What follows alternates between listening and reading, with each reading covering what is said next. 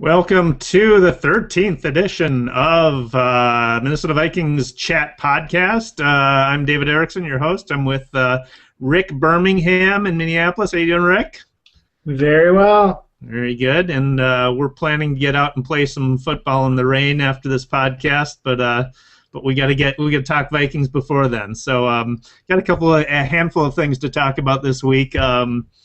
I came across a podcast, Vikings official podcast, well, the Wobcast by Wobschall, their in-house reporter, and he was doing an interview with Leslie Frazier and talking about some of the things to look forward to this season, and one of them is Kyle Rudolph, our tight end, who a lot of people are predicting is going to have a breakout year this season, and there's no reason why he shouldn't. He played very well last season, made the Pro Bowl as an alternate. I think a lot of people had to drop out before he made it, but he did make it, and played well in the Pro Bowl and was the MVP of that Pro Bowl. And Wobby was talking to Frazier and playing up the fact that Rudolph had an MVP performance in the Pro Bowl, and there's a headline in the Pioneer Press this past week of Rudolph being energized by his Pro Bowl performance. But my question to you is that something that you should base a lot of confidence on, Rick? No, and I hope he doesn't. I think it was Leslie Frazier just making an offhand quote. They switched on and they ran with it and did a whole story.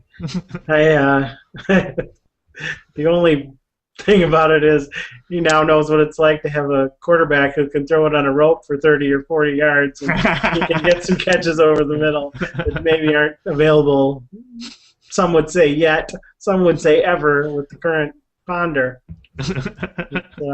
Yeah, that's what you write when you have nothing to write about. Yeah. Well, it was funny though with the Wobcast. It was Frazier reacting to Wobby, basically egging him on, saying, "Yeah, he's got a Pro Bowl performance, MVP performance in the Pro Bowl, which is less than an exhibition game. People put less effort into it than an exhibition game. They're trying to make the team, Mm-hmm. This is I don't want to get hurt, so I'm not going to put any effort into it. So anyway, I do think he's gonna.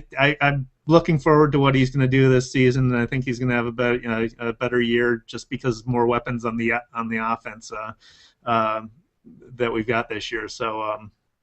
So there's that. But I think we've chatted enough this week, so let's wrap it up.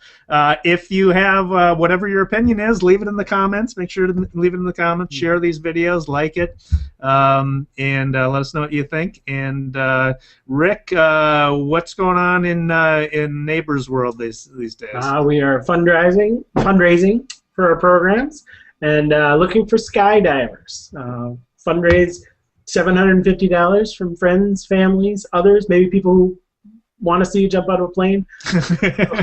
Enemies. You get both. That's fine. Their money all spends the same. And it's July 27th, and neighborsmn.org. Join us. And the money goes towards helping Neighbors, Inc. in South St. Paul, the food shelf for northern Dakota County. And then we have 13 other programs that we do for the community in northern Dakota County. Fine organization.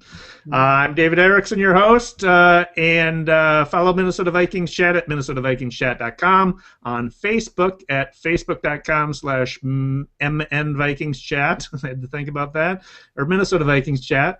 On Twitter at twitter.com/MNVikingsChat, and use the Vikings Chat hashtag when you talk about the Vikings so we know you're out there. And until next week, go Vikings.